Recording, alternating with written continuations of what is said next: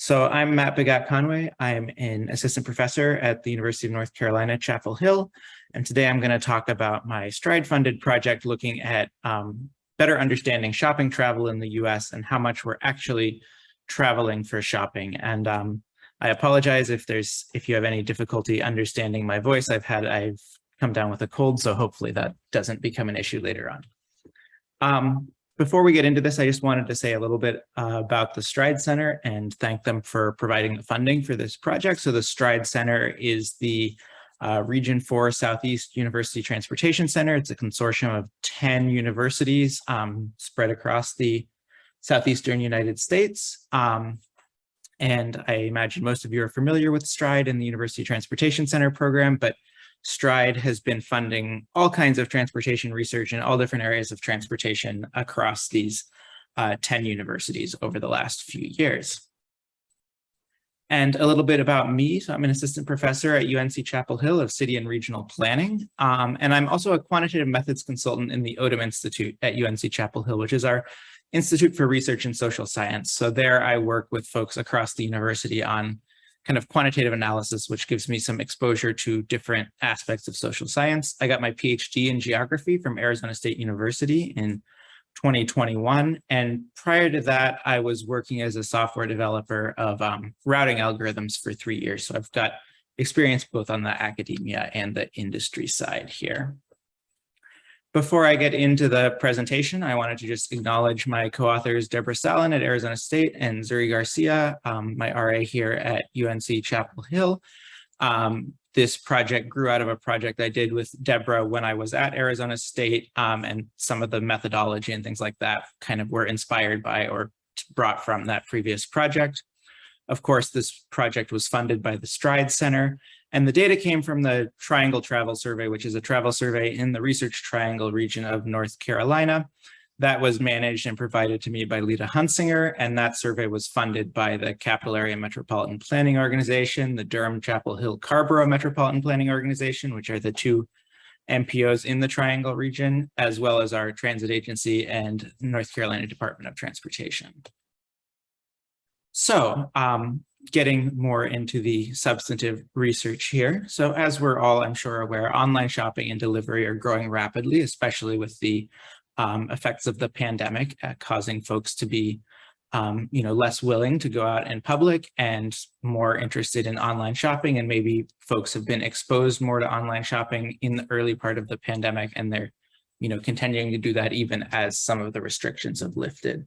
And a lot of authors have investigated what the transportation impacts of e-shopping are and how, last mile delivery impacts local traffic congestion and, wear on streets and emissions. But in order to know whether this online shopping is actually producing a net positive or negative for different transport outcomes, like emissions or congestion, we need to know what the transport impacts of in-person shopping are, because we know shopping is a necessary maintenance activity, and there are these kind of two modalities, and we don't really have a great idea of what the impacts of in-person shopping are for reasons I'll get into in a moment. And so this research tries to do a better job of getting at the transport impacts of in-person shopping here in the Triangle region of North Carolina. So the reason why we don't have a great idea of what the transport impacts of shopping in person are is because of trip chaining. So approximately 70% of shopping trips are chained with other trips. And so we don't know how much of that travel was actually to support shopping versus that travel was really just to support going to work, and they stopped at the store on the way home, and maybe that added a relatively small amount, or even in some cases no travel at all. So what would have been happening anyways?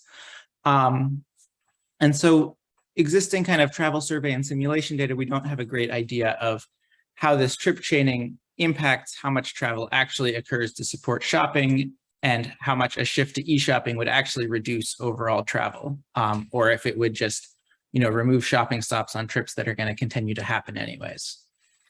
And there's really two common methods in the literature of calculating the VMT, vehicle miles of travel, for shopping. And one is what I'll call the shopping destination method. This is really common with folks who are working with travel survey data, reports about travel surveys, the frequently disaggregate the vehicle miles traveled by trip purpose. So there'll be all the trips to the store will be summed together, and that will produce a estimate of how much travel supports shopping.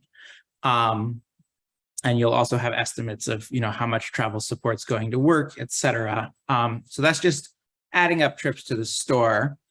And now there's a couple issues with that. So if you have just a simple shopping trip, which again is a minority of all shopping trips that are just happening as a round trip from home, your estimated shopping distance using the shopping destination method is only going to be the 4 kilometers where the destination purpose is the store. And generally, it's not going to include the travel back home from the store. And so you're going to underestimate the amount of travel that occurred to support shopping on a trip that looks like this.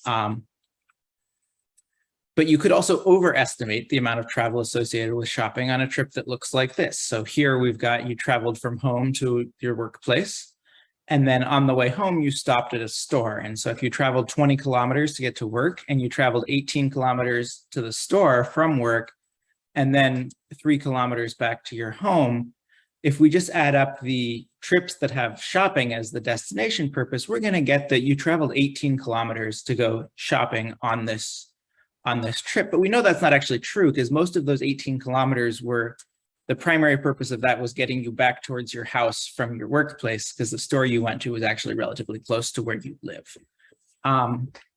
So in that case, we're going to overestimate the amount of travel that's attributable to shopping. So this method could either under or overestimate depending on the circumstances of the trip. The other method that is pretty common is to use round trip distance. And this is common particularly in studies where they're doing simulations of the impacts of e-shopping or just kind of shopping in general. And this method assumes that each shopping destination generates a round trip from the home location.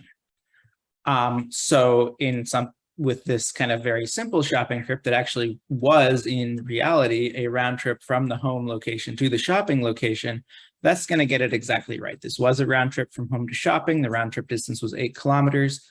I think it's not controversial to say that in this case, shopping generated 8 kilometers of vehicle travel.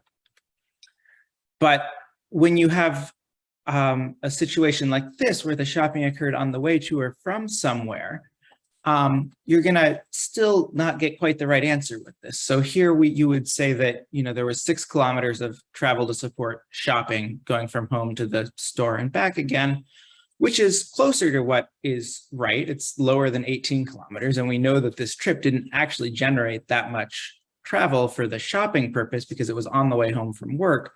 So we're not overestimating it by as much, but this might still be an overestimate, because this might have only involved going, 1 kilometer out of your way to do this shopping activity. And where this becomes a real issue is when you have shopping trips that are chained together with other shopping trips, which is about a little less than a quarter of all shopping trips occur in a tour with another shopping destination. And in a case like that, you might even have 2 stores that are in the same plaza or mall, and you're going to travel to that plaza, and then you're going to have 2 shopping trips with very little or no travel occurring between them, and then travel home. And so in a case like this, the shopping destination method would add up these 2 trips, the trip to the first store and then the second one, and would miss this trip to go home. So it's going to underestimate, and the total amount of travel that was intended to support shopping on this tour, because we know that all of the travel on this tour was to support shopping, because that's all the individual did. But the round trip distance is going to greatly overestimate the amount of travel that occurred, because you're going to estimate 2 round trips, 1 to each store, when frequently people might visit multiple stores within, you might go to the grocery store and the drugstore that are in the same strip mall or something like that. So that's a big area where that round trip distance is going to kind of overestimate the amount of travel that actually occurs for shopping. So in this research, we're introducing a new way that we haven't seen in the literature in the past of coming up with how much travel supports shopping. And that's to only calculate the additional distance that's traveled for shopping. So the out of the way distance, or you could also think of that as the marginal distance. So how much additional travel was implied by the shopping purpose, and if that shopping purpose were substituted with delivery, how much would that actually reduce travel? So what we do here is we create these kind of counterfactual tours where we're computing the total distance of the tour as it actually happened. And then we're also computing a distance for a counterfactual version of that tour where the shopping didn't happen, and using that to calculate what was the additional travel that actually occurred for shopping. So in a simple situation like this, where you're just traveling from home to the store and back, that's going to be very simple. If you remove the shopping, there is no tour, so all of the travel supported shopping. Similarly with this, it will actually estimate this correctly because it knows that this entire tour supported shopping, but it also is aware that these two shopping trips were grouped together. So that's going to be the total distance of the tour. All of that distance supported shopping, with none supporting any other purpose. And where the shopping, the marginal distance approach really becomes very valuable is when you have these trips that are chained with other purposes. So for instance, this trip that we saw before, where we know this, 18 kilometers to go to the store is mostly part of the commute home from work rather than the travel to the store. So here we would compare this tour that actually happened, where you traveled to work, to the store, and then back home. We would compare that with a tour where you just traveled to work and back home. And with that, we would see that only a single kilometer of additional travel was implied by this trip to the store versus what would have happened just for the purposes of going to work anyways. And that's demonstrating a case where we're assuming shopping was the secondary purpose of that tour. So the other things would have happened anyways if it weren't for the shopping. But it's also possible that shopping is the primary purpose of a tour and other stops that happened along the way were secondary. And in that case, the amount of travel that was kind of caused by the shopping is the amount of travel you would have traveled just to go to the shopping destinations if you removed those kind of secondary stops. And so that's the estimate we use for that. And we assume that shopping is a secondary purpose on any tour that went to work, school, doctor's office, personal business. That's things like going to an attorney or something like that. The bank. Pick-up and drop-off activities we assume are primary, as well as any kind of religious, civic, or volunteer activities.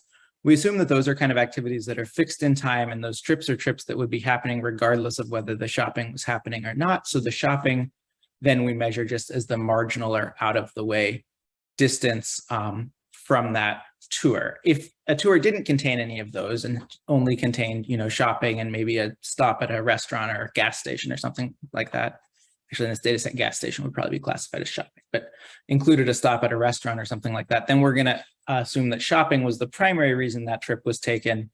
And those, kind of side trips were just additional kind of marginal travel on top of the shopping trip. So we'll use the kind of the full travel for all of the shopping stops as kind of like the base amount of travel that is attributable to shopping on a tour like that. So just to kind of show visually what that looks like, if you had a tour from home to a recreational location, which is one of the things we consider to be a secondary purpose, and then to shopping and then back home, the way we're going to calculate the amount of travel attributable to shopping here is by calculating, in this case, since there was only one shopping stop, the round trip from home to the store and back. If there had been, 2 shopping stops on this tour, we would have calculated the distance for a version of this tour that had both of those shopping stops, but didn't have that recreational stop. And I think this kind of primary and second, determining what's primary and secondary is one of the most difficult parts of doing this kind of research with travel survey data, because we really don't know why in the travel survey people were making the trips they were making. We can only kind of infer that based on where they went and what kinds of things they did there. So to operationalize this kind of concept of marginal distance can be a little challenging in a lot of travel survey data. So in most travel surveys, we're going to know the distances that people actually traveled, because those are going to either be self-reported or they will have been collected through Google Maps or something at the time the survey was collected, or even through GPS. But we don't know from the survey data what the counterfactual distances that would have been for if they hadn't gone shopping or if they had only gone shopping. So we have to use the exact locations, which aren't, present in every travel survey data set, but we did have the latitude and longitude information in this data set to use a routing algorithm to estimate those network distances for those kind of counterfactual tours where we've removed some stops from them. Whoops, going the wrong way here. So the data we used was the 2016 Triangle Travel Survey, which was an address-based sample of a little over 4,000 households. And this data is housed and managed by the Institute for Transportation Research and Education at NC State. So as much as UNC is a rival of NC State in sports, we are certainly collaborators and very grateful for our collaboration with ITRI on the research side. To process this data, the first step was kind of to break the kind of trip file into tours. We just had individual trips, so we considered only home-to-home tours in this research. So if there was a sub-tour, like a work-based sub-tour where someone went to lunch from work, we considered that to be part of the larger home-to-home tour. And then we created counterfactual versions of those tours with only shopping stops and no shopping stops, using those same rules I just described about when we would do each of those and how we would calculate that marginal distance. We used a routing algorithm to estimate distances for all of those counterfactual tours using a network that's based on OpenStreetMap. And then we implemented this routing in the Julia programming language to give us high performance because we had a decent number of trips to route. We decided to use the routing algorithm for the actual tours as well. So what was actually observed, even though we have observed distances for those tours, we wanted to make sure that all of the distances we were using were comparable. For instance, if there had been a tendency to underreport or overreport distance, or if people, maybe hadn't taken the shortest path available, when they actually made their trip and reported a longer distance. And then we also used our routing algorithm to estimate round trip distances as a point of comparison to see how different using this marginal distance approach is to using a round trip distance approach.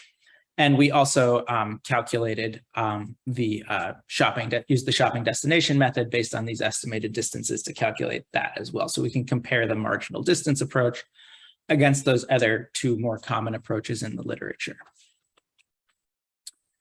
Just as kind of a check on our routing, we compared for all of the actual trips, so the trips that occurred, and we actually had data on what their self-reported distance was from the survey takers. We compared what the distances we calculated to those self-reported distances, and we were pretty happy with the results. So this is a histogram of them with a large spike at 1, meaning that we calculated the same distance as was reported.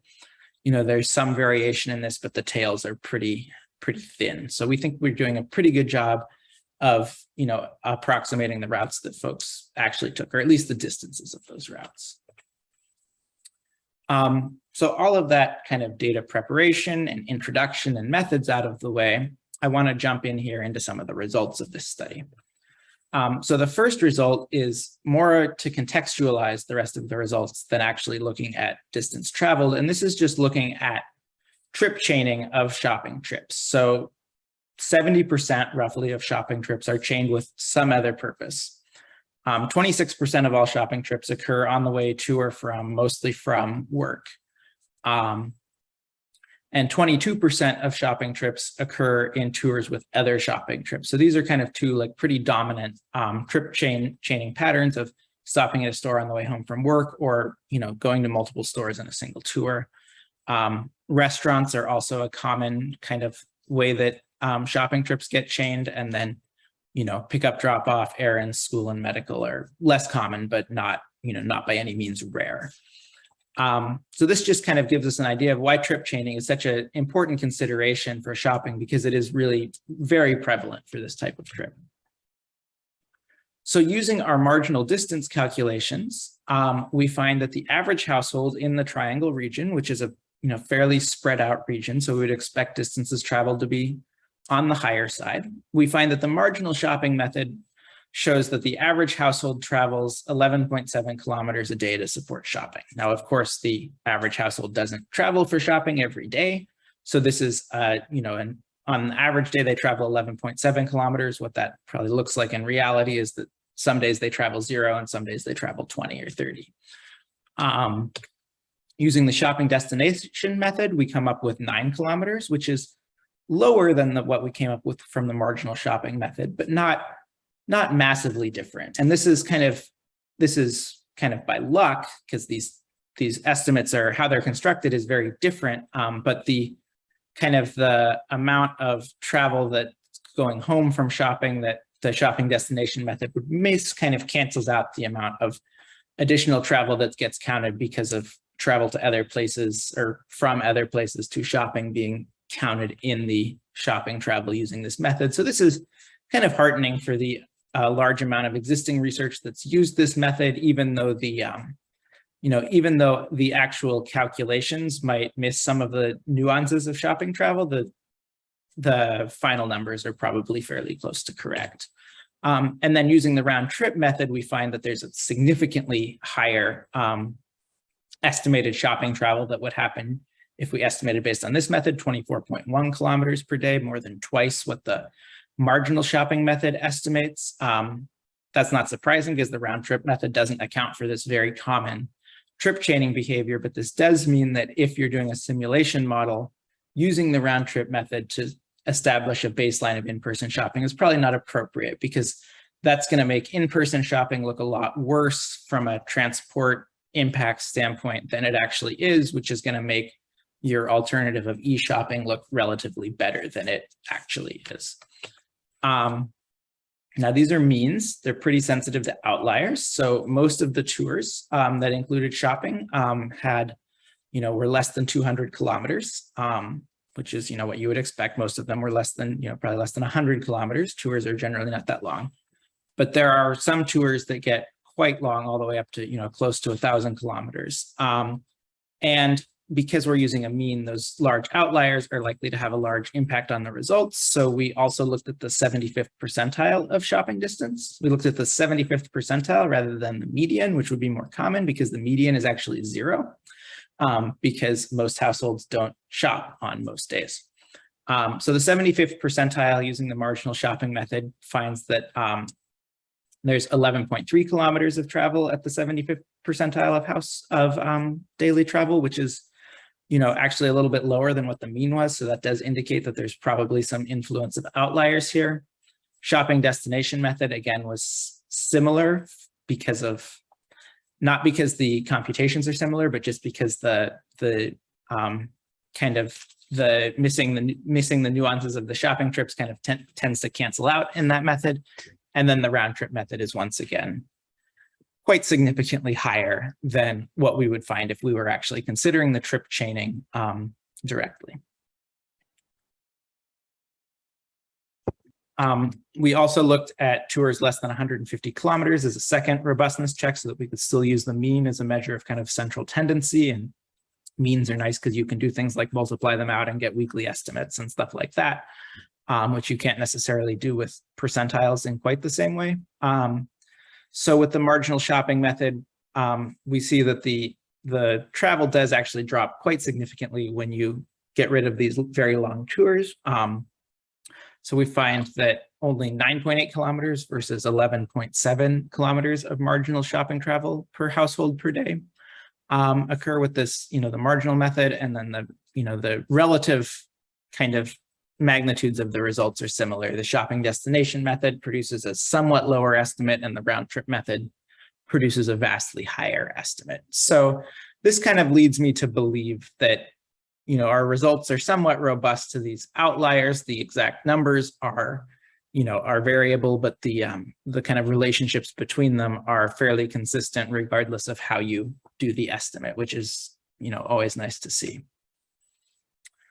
We also disaggregated the shopping vehicle kilometers of travel a bit by income and a few other variables that we'll get into in a minute. So as you might expect, household travel goes up. These are not in order. I apologize for that. I thought they were. So household travel more or less goes up, starting with the lowest income households, less than $25,000 a year, have the lowest vehicle kilometers of travel for shopping. And then that increases in the next highest household. It decreases somewhat in the $50,000 to $75,000 range, but I I haven't done t-tests on this, but I doubt that that's super significant. And even if it is statistically significant, it's not really practically significant. It's a small difference. Increases again in the $75,000 to $100,000 range, and then decreases somewhat for $100,000 or more. And again, I wouldn't necessarily read a lot into each of those individual differences, but the general trend is that there's a slight, increase in shopping travel by income, which is more or less what you would expect. We know that, wealthier people drive more overall. We would expect that to also be true for shopping, maybe to a slightly lesser extent than overall, because there's, shopping is something that's a kind of a maintenance activity that's really required for everyone. And there's, most shopping is for necessities, not for, luxury goods, I think. We also looked at this by household size. This one is in order.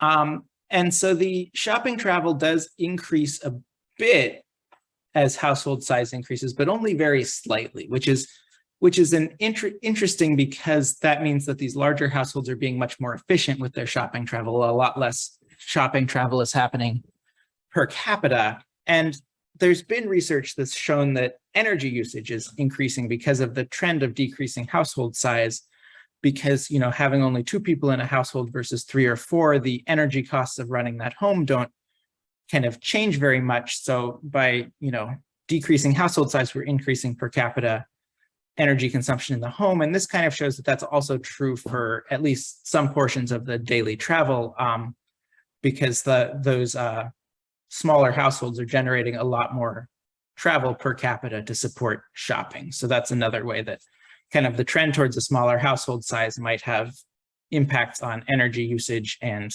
the transportation system and the environment more generally. Because of how frequently shopping is chained with work trips, I also disaggregated by the number of workers in the household, and this wasn't really very interesting. There's not much of a trend by the number of workers. The hypothesis would have been that there would be, more shopping travel in households with fewer workers, because they would be less able to chain that shopping travel onto the fewer work trips that were occurring. That doesn't really seem to be the case here. That doesn't really seem to affect very much how much travel is occurring to support shopping. And because kind of the whole point of this research is about online shopping and, eventually wanting to compare kind of online shopping to the in-person shopping, I also disaggregated by whether the household received a package delivery on the travel day. This is unfortunately really the only variable we have in the travel survey that kind of proxies for online shopping. And the theory would be that, if online shopping was kind of substituting for in-person shopping, that you would see reduced household shopping vehicle kilometers traveled for households that did receive a package delivery.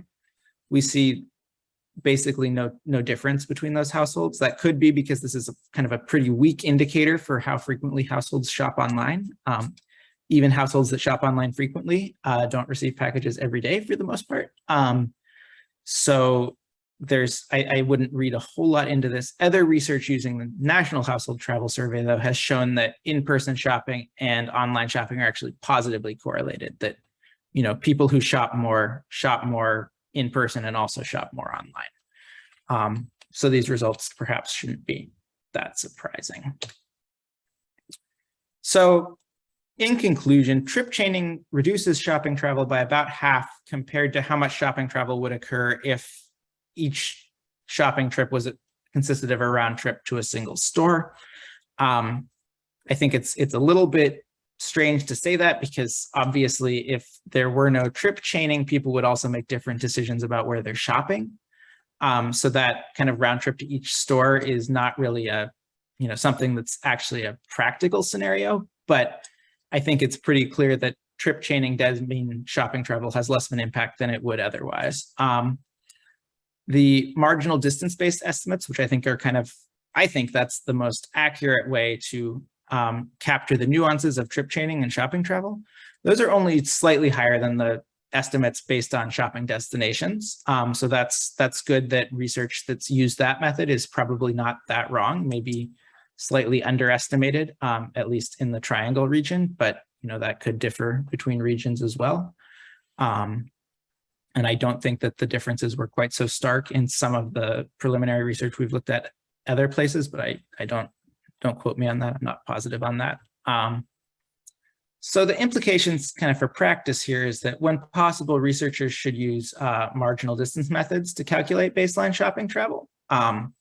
So if you have access to the data you need for that, which is the latitudes and longitude locations, I think this is a really good way if you're interested in shopping travel to calculate the kind of baseline shopping travel.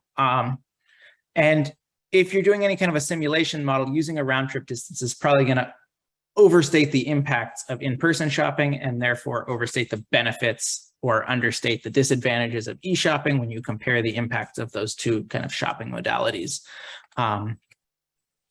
So, of course, most researchers don't have access to travel survey data with latitude and longitude information for a variety of reasons. A lot of kind of publicly available travel survey data obviously doesn't include that for privacy reasons. And even when you're using data that has been collected by a local agency, you might not have that latitude longitude information.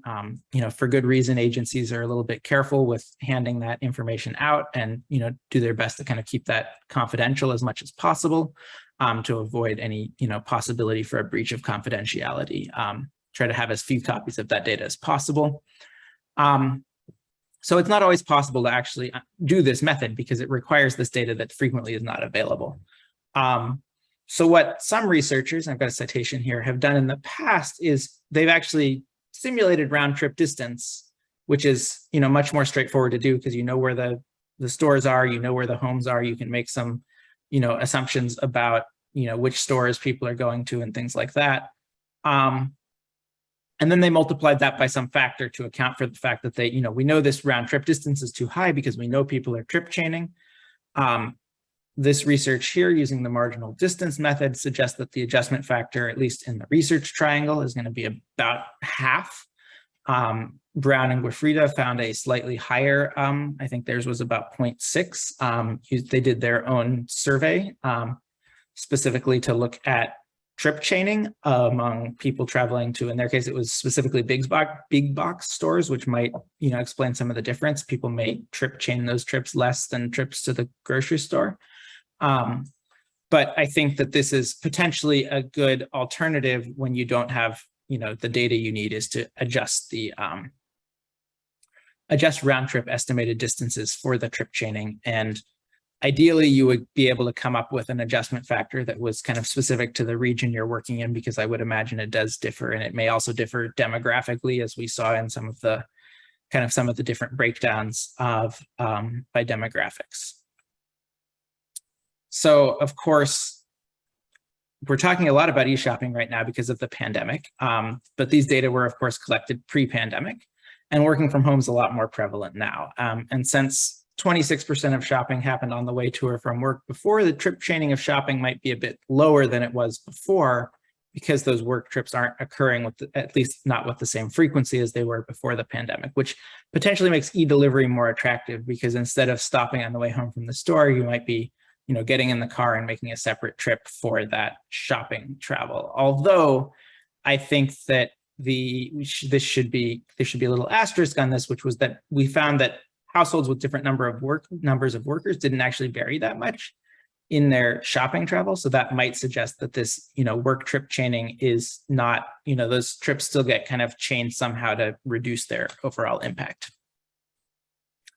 So the major limitations of this research are, I think the biggest one is we don't know exactly what people would have done if they hadn't gone shopping, which could lead to over or underestimates of shopping travel. So that's kind of specific to that issue of we don't know what a primary or a secondary trip purpose was. Like, would they have still gone to the recreational location or the restaurant if they hadn't gone shopping? I think it's just from looking at travel survey data, you can't know that. That's going to depend on the context of the individual tour or trip. And maybe a specialized travel survey could account for that, but kind of standard travel survey data that you would get from an MPO isn't going to have enough information to be really sure how the shopping affected the travel day.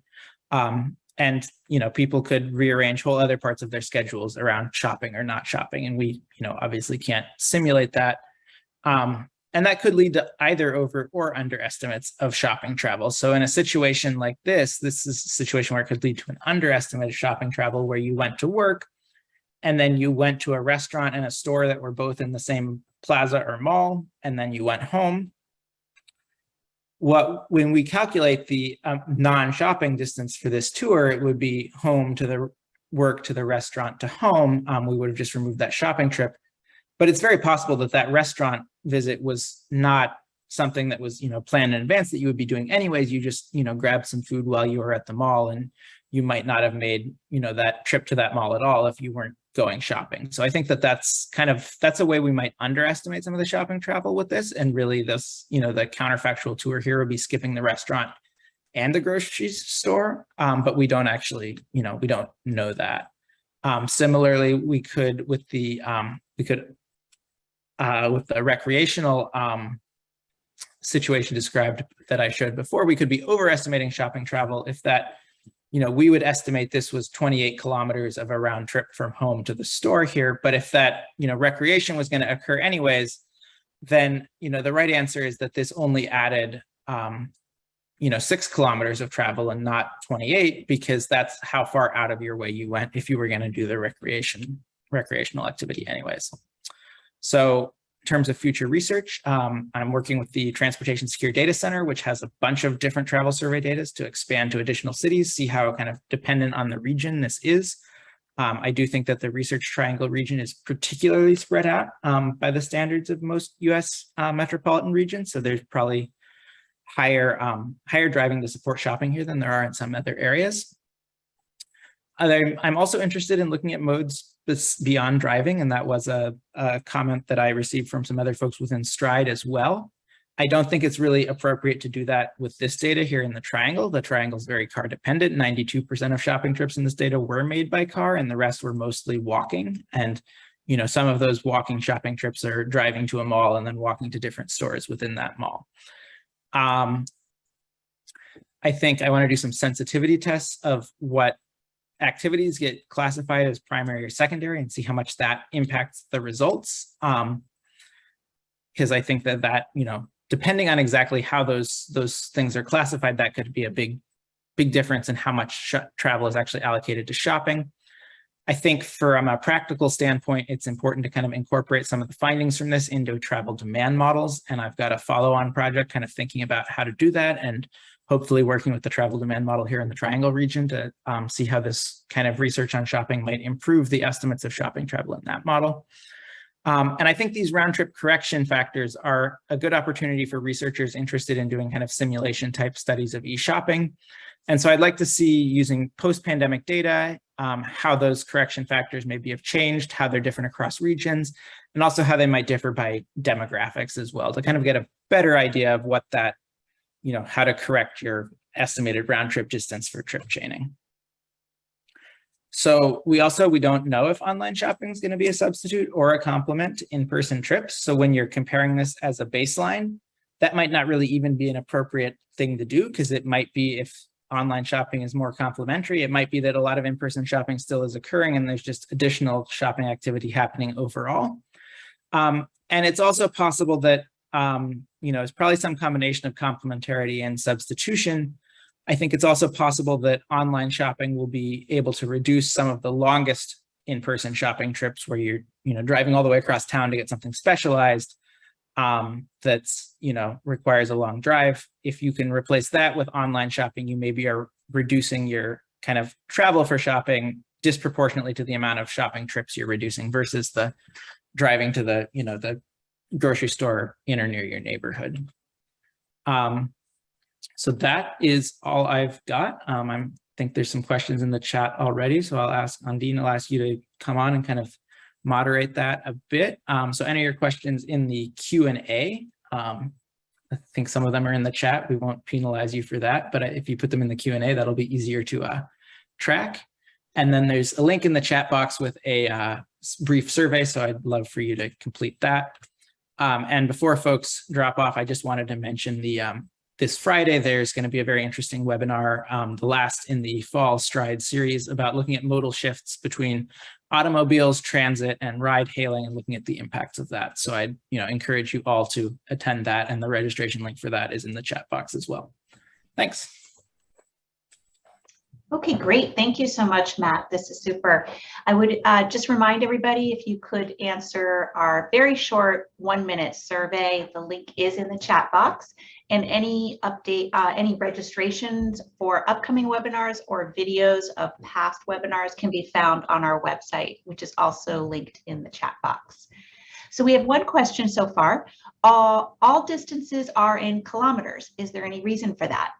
The only reason for that is just because I'm, trying to use the metric system where possible. This is kind of the scientific standard. Also, none of these examples, these were all completely contrived and made up. They didn't represent actual trips. So, the units weren't that important anyways. Excellent. And if you have any other questions, please enter them in the Q&A box, or if it's easier, you can enter them in the chat as well. Okay. So we'll give another minute for questions. And I'll go ahead and drop my email address in the chat as well. If anybody has any, discussions or questions that they'd like to follow up with later, I'd, love to chat with you.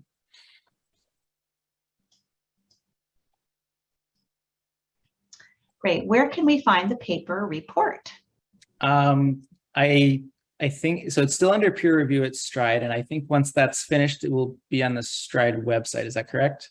Yes, it will. And we can send a link to that project page out with the recording to this webinar. And you can check back in to get the report once it's posted. Let's see. And if you'd like more information to follow up with Matt, you can also put your email in the survey, and we'll pass that along to him.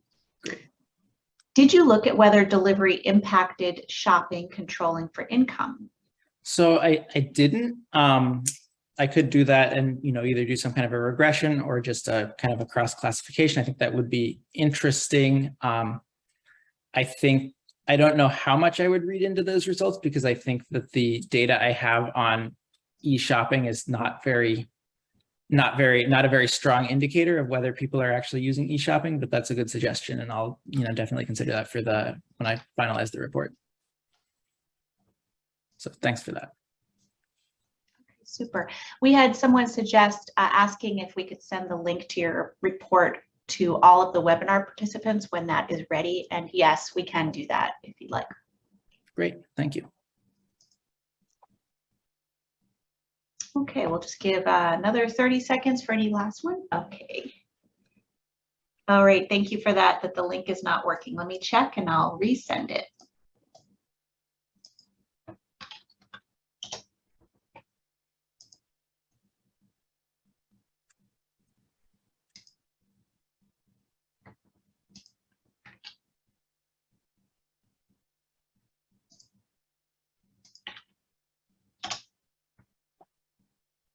Okay, try that new link and see if that works. If not, I'm not sure, it looks the same. But...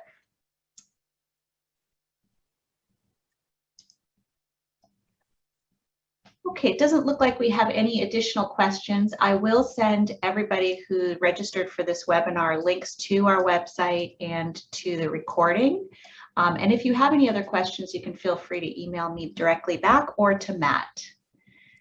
So we'd like to thank you again, Matt, for joining us for our Stride webinar series. This was really great and a lot of really good information that I think hopefully a lot of people can use in the future. All right, yeah, thanks for having me. I really enjoyed it. Thank you. Take care, everybody. Bye.